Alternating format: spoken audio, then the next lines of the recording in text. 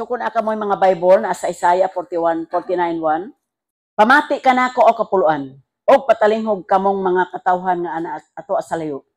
Gitawag ako sa Ginoo didto sa taguangkan sa akong inahan. Gikan sa tiyan sa akong inahan, gipili na ako niya. Praise God. Ang ako ang buot daon karong hapon siya, God is talking. Ang Ginoo nakigsulti. If you ever wondered whether God still talks to people, allow Him. So ato ang karon God calls for people to listen. Itawag kita sa Ginoo sa daw para maminaw, mamati. Unsa may atong pamation? Pulong sa Ginoo. Mao na ang rason nga mga nagaadto kita diri, nga diin kita para mamati kita sa pulong sa Ginoo. Mao nang giingon ni Propeta Isaiah, gitawag ako sa Ginoo didto sa naapata sa tawangkan sa atong inahan. Gipili na ta sa Ginoo. Wala ba mo kabantay no nga mao na to ang pasalamatan ang pagpanay sa Ginoo sa ato ang mga kinabuhi. God wants people to listen. Mao na ang gusto sa Ginoo ang mga katawhan maminaw. Kung inyong atong nga sinati karon ang palibot daghan nga mga trahedya, unsa ang purpose ni ana? Para kita tanan makailang ang Ginoo gyud katingahan. So he must mao nang therefore he must be talking. Ang atong Ginoo speaking nagasulti sa tuwa bisan sa Psalms sa 138 ang Ginoo nakigsulti sa mga katawhan sa Israel. Diha sa verse 138 Psalms 138:7-8 yung siya pag-amping sa Dios sa ato ang pagtuo. Dili basta-basta mao ningon natay pagtuo.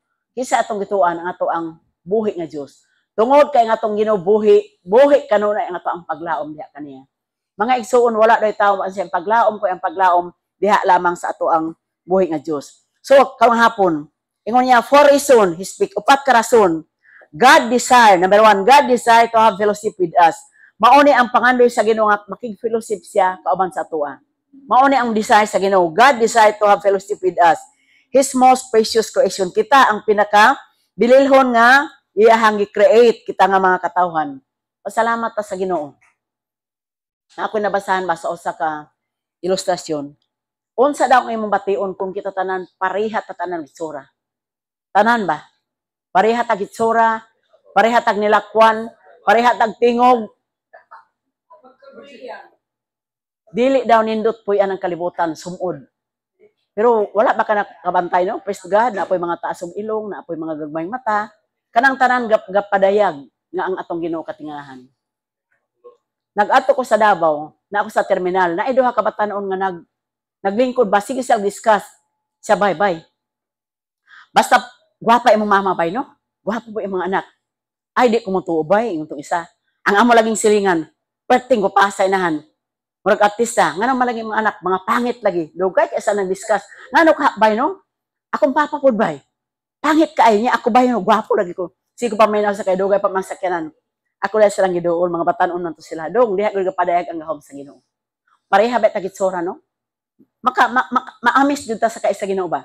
Mao to ganing nabasa nako kun tanan nato sa tibaw kalibutan, pareha ta tanan og gitsura, sumod daw uyan ang kalibutan. Salamat ta no? Pasalamat jud ta sa Ginoo. So ang desire sa Ginoo to have a fellowship with us. Mao ni ang kalipay. Nag-fellowship man ta karon, di ba? Gidumdum nato ang ato ang mga ako makuyawan ko sa ka na maka-absent ko kay na ako mga lakaw mag-chat ay ko ni Ma'am Ella, Ma'am, ma-absent ko karon sa ako ang BCFC ka na ako lakaw. Ikaduha, God knows that we need clear direction in a difficult world. Nahibalo ang Ginoo nga gusto ta. Kada bitaw clear nga direksyon ining atong kalibutan nga nagkaguliyang. Wala ba mo natingala? No? Nag-meeting mi sa eskwelahan, problema sa mga maestra. Ang mga bata gagmay pa, mga batanon pa, naana sila mga motor musibat sa school. Problema kay mga maestra. Abi sa inahan og tuwa sa school, tuwa day sa mga barkada. Magka problema pud ang mga teacher oy. Nya ganiha bago ko naglakaw, gi-open ako akong FB na ay maestro nga gipusil sa iyang estudyante nga grade 11. Kabalo mo unsay sala sa maestro, gibagsak siya sa iyang subject. So kinsa po'y maestro magpawasa sa imong og dili pagkakuan, gipusil gyud siya on the spot namatay kay giulo man siya. So gidakop pila edad anang grade 11. So diha na makita no nga difficult jud ang ato ang kalibutan karon. Mao nang kita pasalamat ta kay nganuman. First diha gyud sa ato ang panimalay. Ato jud gisulti ang kaisa Ginoo. Oh, kay nagatudlo bi ako sa school no. Mga kabataan grade 1. Pisti yawa gitawag sa maestra. Unsa imong grado grade 1, hala isuga mo sulti anang nga words uy. Maunang ipadala sa eskwelahan ng mga bata para mabuotan dili. First, asa gyud ang pinakanindot nga university ang atong panimalay. Kinsa ang pinaka the best na teacher ang mga mama. Mauna siya. So ingon niya nahibalo ang Ginoo. Number 2, God knows that we need clear direction in a difficult world. Ikatulo, God realizes na nakarealize ang Ginoo we need comfort and assurance. Mauna ang nakarealize gyud ang Ginoo sama sa ato Kinsa may mo comfort sa ato kita mag-comfort ta.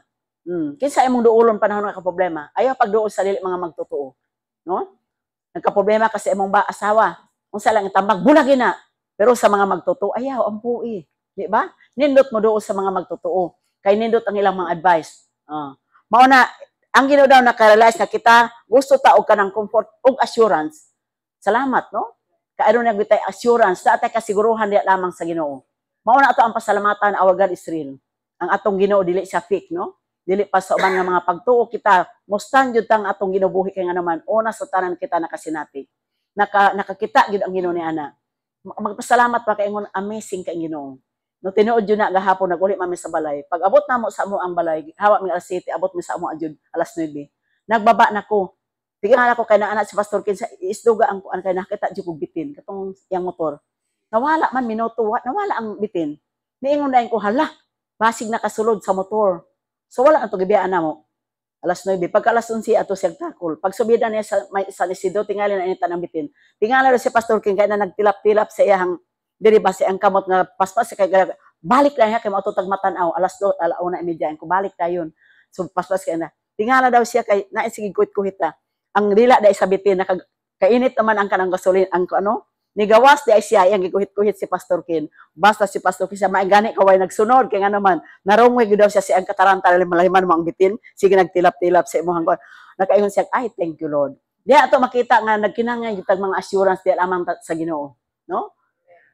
Mauna ang atong pasalamatan. Kay naatay Ginoo nga nagahatag ka natong assurance. No? Nagahatag yung ka natong kasiguran. Bisan ni atas kalibutan nga nakagubot, kalibutan nga badanglog, ba't unsay ingon sa Ginoo? God is with us. Naagid ang Ginoo matag minuto, matag oras, matag kita tag saraman ta magkita kada Domingo. Pero hinumdumi ang Ginoo kanunay naga-uban sa tuwa. Og ingon niya, that's 4. God wants to us to get to know Him. Mao na nga ang trabaho nagatuon kita sa pulong sa Ginoo. Dili babag ang mga idaran nga dili anta tuon sa pulong sa Ginoo. Mao tong gisulti nako sa inyo ganiha. Daghan ang eskwela ng IPBS. Taga diin kadong taga natayukan, no?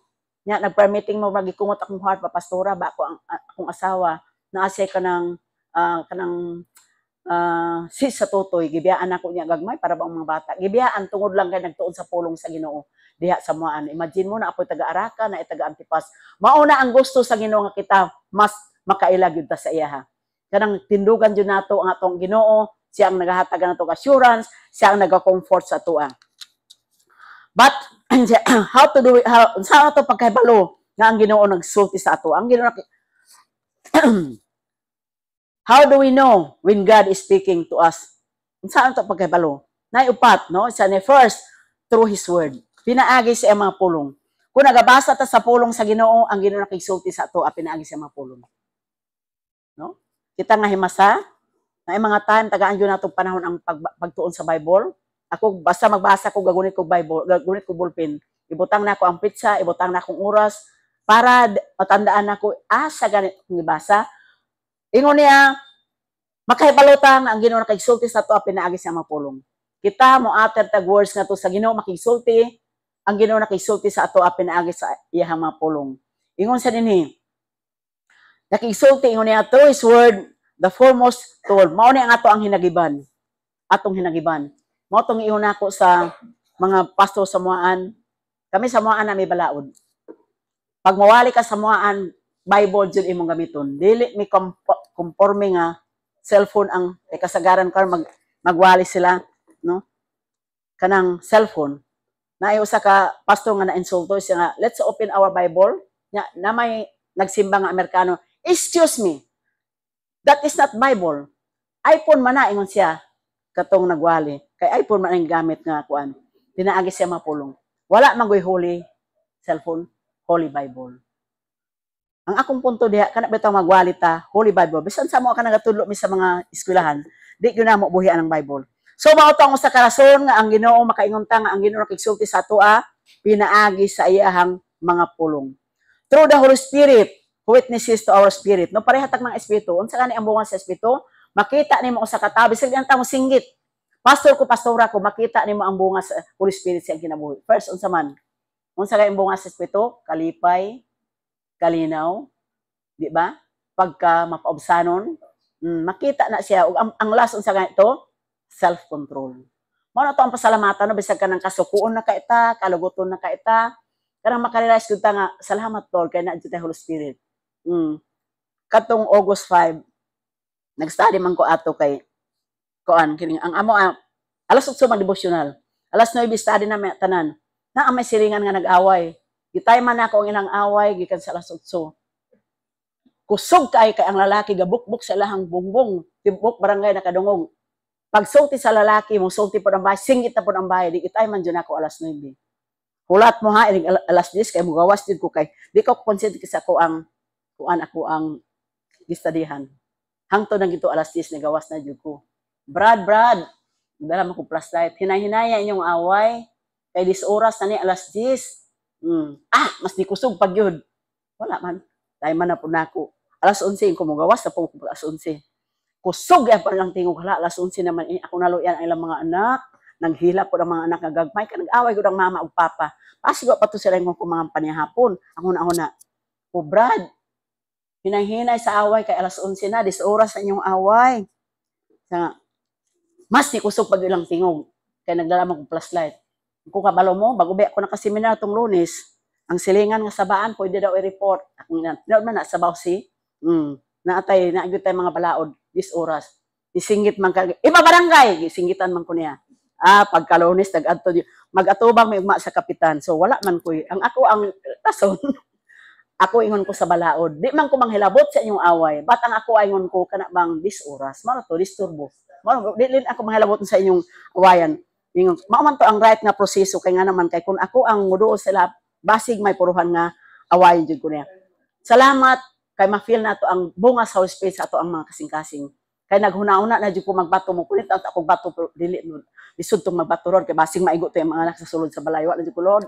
Nagpray jud ko sa Ginoo. Mao to murag gigayahan ko pag ato sa kapitan gisatan ako sa kapitan. Naa ka diha sa aw moadto ka na koy tuyo. So sa kabutang ang Ginoo daw nakigsulti sa ato at pinaagi first ganiha pinaagi siya mapulong, ikaduha ingon niya pinaagi sa Holy Spirit, ikatulo through other believers who are walking in His Spirit. Sama sa ato karon. No? Na mga panangbagon, no? Tanan nato makawali, makadasig baya. Makigsulti ang Ginoo sa atoa sa atong pagpaminaw. Manong uban na magwali dili maminaw. Ako bisag bata ang muwali maminaw jud ko nga naman pulong mangguna sa Ginoo. Pulong mangguna sa Ginoo iyang gidala. Mao nang inako before ta moadtog simbahan, mag-ampo gyud ta. Kay nga naman nay uban nga maboring sila. Kay ang mustika gani tayo man ako isa ka oras siya nagwali nya naman ko sa tubangan di man jud ko mulihok nya salamat ko sa gamuhaan kay di ra po na sila mulihok gitay man jud nako iyang oras na nagwali isa ka oras jud siya nagwali wala pud ko nagtingog ko nga mo po iyaha pero okay man pud siya magwali mao nang kita pasalamat ta ikatulo nga kita makahibalo nga ang Ginoo nakigsulti tuwa through other believers who are walking in Spirit kita nagalakaw ta diha sa Tito sa Ginoo di ba. Salamat ka man tayo mo na ataday sa BCFC, dasig ka ita na mga time wala po si sa Jibjib, padahan gihapon ta. Salamat ta sa Ginoo ana no? Kay nga naman BCFC nato padayon. Salamat ta kay true sa ilaha sa lang nimong tulay. Ikaapat, nga makaingon ta ang Ginoo makigsulti sa ato, true sa atong naay mga problema sa atong kinabuhi. Kay usahay wa tay problema, relax ka ita no? Pero na tay problema mo ng time Lord, tabangin taon ko Ginoo. Tabangin jud Lord. So kanang tanan ay ginatugot sa Ginoo kay para moduol ta sa iyaha. Pero kitang mga anak sa Ginoo may problema tag sa wala igsuon atog yung ikinabuhi sa ato ang mga prayer.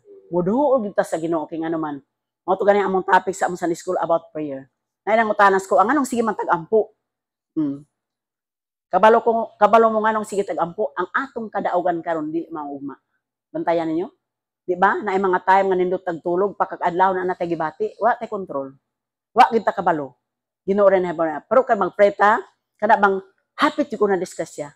Hapit yung minatumba. Pulos hapit kay nga naman, giiway ta sa Ginoo. Mauna siya ang result sa mga prayer. So ingon niya, mauni ang mga utang, nga din it may be a still voice, no? So mauna ang makigsulti sa ato tungod kay di man nato madunggan ang tingog sa Ginoo, pinaagi siya mapulong, magbasa gyud siya mapulong, pinaagi siya ang pag-guide, magpag-guide gyud sa Ginoo ning ato ang kalibutan karon. Grabe ang atong kalibutan karon, ka difficult, kalisod, mao nang kitang mga anak sa Ginoo, pasalamat jud ta nga naa ta Ginoo. Kada buntag magpasalamat ta, thank you Lord. Kay ang atong problema dili pas problema sa uban. Di ba? Daghan mga butang pero wala salay kalipay, wala salay kalinaw. Nainang utanas ko, wala kay problema na. Way kasudlan left and right. Wa jud kita sa mga naguol ingon ko, pag naatay problema maguol ta mas di more atay problema. Pero gani mag atay problema magpasalamat ta, magdaig ta sa Ginoo. Once atay problema maguol ta, malipay ang kaaway. Labi na nga atay kwarta, guol kwarta na, pero medyo ka taga-away kwarta. Pero may naang sa wala, happy ta, nakita na sa Ginoo. God will make a way. Matingala ka. Na mga pamagi ang Ginoo nga mosolbad sa ato ang mga problema. So karon nga hapon igsuon, mao na to ang pasalamatan. Ingon pa ni Isaiah, gitawag ako sa Ginoo didto pa ko sa tuangkan sa akong inahan. Kita tanan gitawag sa Ginoo, giusa ta ning dapita. Wala ba ka natingala ni ana? Mga Tagalagyo, giusa ta diri tungod na sa nindot nga katuyuan sa Ginoo. Wow. Makaingon ta nindot ang plano sa Ginoo kung kinabuhi. Nakaana ba mo? But remember, itong kinabuhi, dili ka nun nindot. Na po mga time, lamasan as itong kinabuhi, but still, ang ato ang kaay sa Ginoo.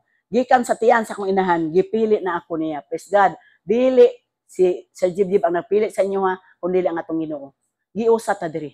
No? So, happy kay ta, praise God, ako nalipay, kay ako nga, namembro ko sa BCFC, mag-uul kay ko sa ay ka na makalit ko, basig, i-reserve akong pangalan, ingon ko kay, narabatay balaod ko yung kay ko, hala karon na ay birthday karon man, nagtawag ang taga-Japan, dili ko mag-speaker sa birthday kay speaker ko sa mong BCFC. Sige siya monitor kay nga naman dili ko gusto ma-absent kay nga naman ang atong commitment sa Ginoo. Isuon pasalamat ta sa Ginoo, di man ato andungan ang iyang tingog, but pinaagi siya mapulong. Magbasa ta siya mapulong di nagahatag ka nato guide, nagahatag ka nato nindot nga direksyon, nagahatag ka nato discipline, pulong sa Ginoo. Praise God.